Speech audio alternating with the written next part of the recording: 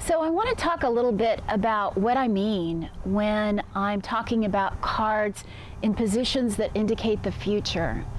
And I talk about that sometimes as possible futures, and there's certainly a big debate, I think I may have mentioned it before, about whether tarot actually tells the future.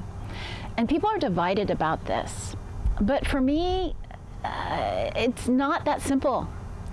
The way I look at it, I am reading patterns, often that are connected or expressed through habitual behaviors. And those patterns or those habitual behaviors shape the future. So this is easiest to see when you're talking about a general reading spread like the Celtic Cross that has positions in the layout for the past, the present, and the future. And it's really easier to see when you're using additional clarification cards on each position to sort of give you a deepening of data about that particular position. So you can see a little more about what went on in the past, what's going on in the present, and what might manifest in a possible future. The way I think about this is I think about that future position as the future of least resistance. So what I mean by that is, as I read the patterns of people's lives, what they have done habitually in the past, what they're doing in this present moment, I can see how they're most likely to behave through those patterns in the future.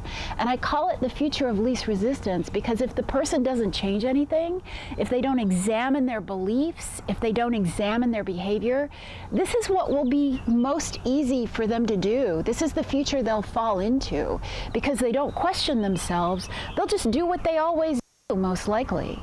So for me, when I read for someone and I see a future appear, I talk about it as if you don't change any of these patterns, if you don't change the way you're going, if you don't stop and think and choose, this is the future of least resistance.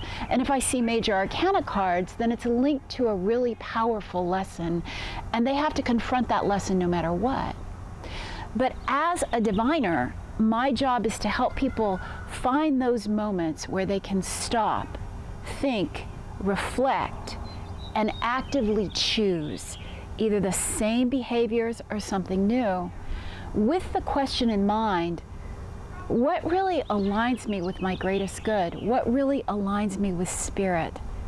How do I choose a life that brings me into alignment with my best possible self?